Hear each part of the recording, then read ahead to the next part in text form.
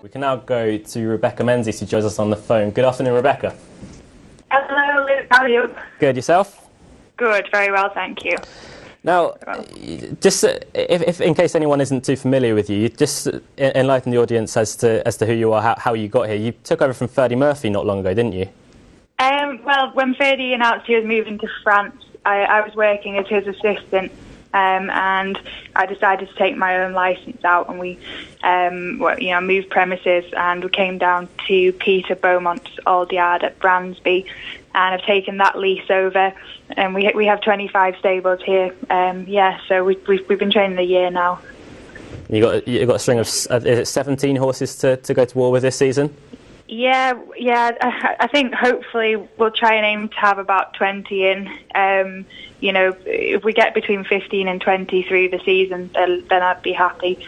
But it looks as though I bought another horse in Doncaster this week, and we've kind of got our eye out now for a few more. So, if it's 20, I'd be happy. 15 to 20, yeah, perfect number. Yeah, well, of the ones that you've got in your yard and had last year, Chavoy is one that I really liked last year. It's a big stamp of a horse, but he seemed to assert more over hurdles than he did over fences, which surprised me a little.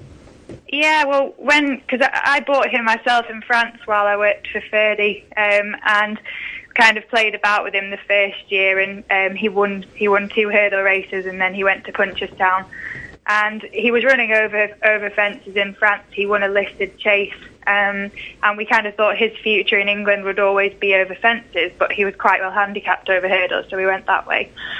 And this year, we were kind of really looking forward to him, and he's probably, he has been disappointing over fences.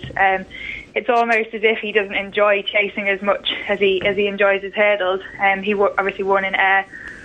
He won quite impressively in air and got absolutely hiked in the handicap. He was rated 130. Yeah. We took him to Haydock for a 10th qualifier, and he's probably just lacked that little bit of class. For that.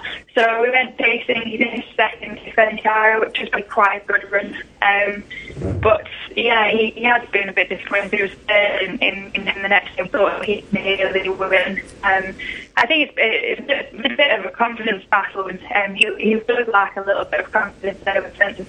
Hopefully, the experience that he gained last year will help him this season, because we've always believed he's a rider horse, and hopefully we can work on that and build up to that this year. That's the plan. Yeah, I was just going to say that your phone reception was a bit in and out, but then you came right back at the end of that. But with Chavoy, his chase mark now looks a bit lenient, doesn't it? A pound lower than his last winning mark.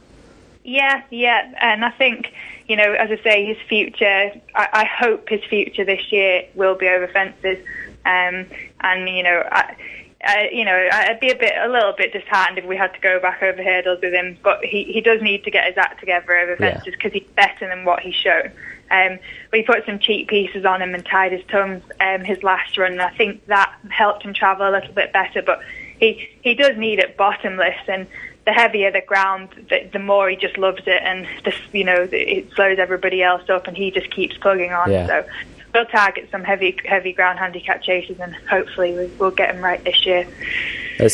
Another one that you've got in the yard that everyone seems to love is the whiter than white Samson Collonge, who was a fantastic horse last season, but he's consistent, isn't he? But he is consistent, yeah. He maybe finds winning a bit hard to come by, but he's still sort of improving it in a sense, isn't he?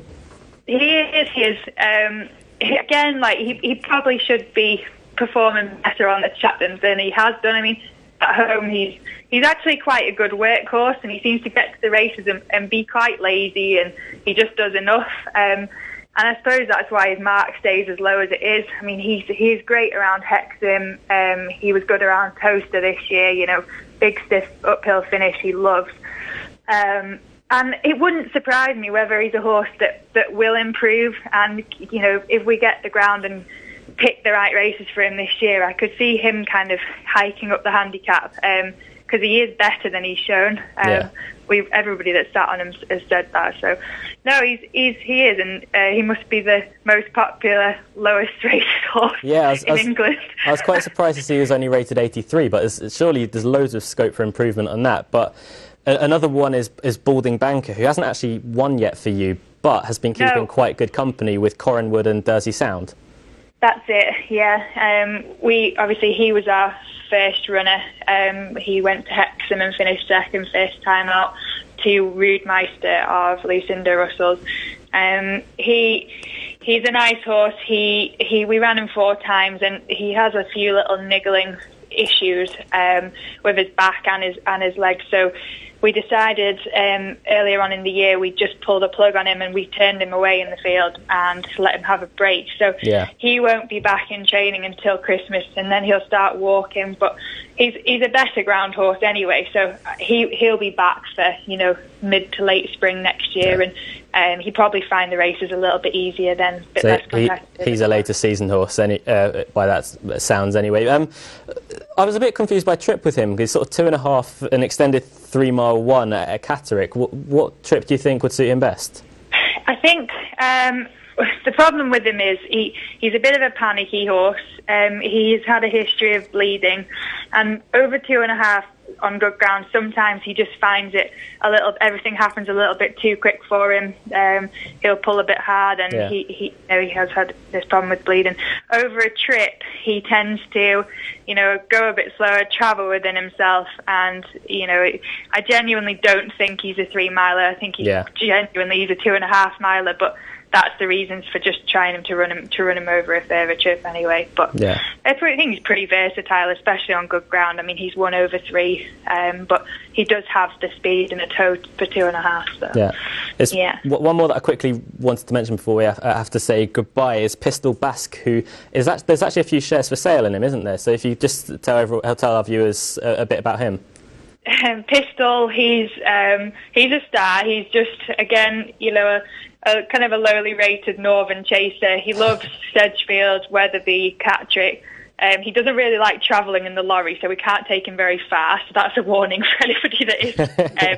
He won't be going to Haydock Range or anywhere else. So, he's grand, and off his mark he'll win. And I think off his mark now he'll probably win another 2 this year. He's quirky. He's 10 now.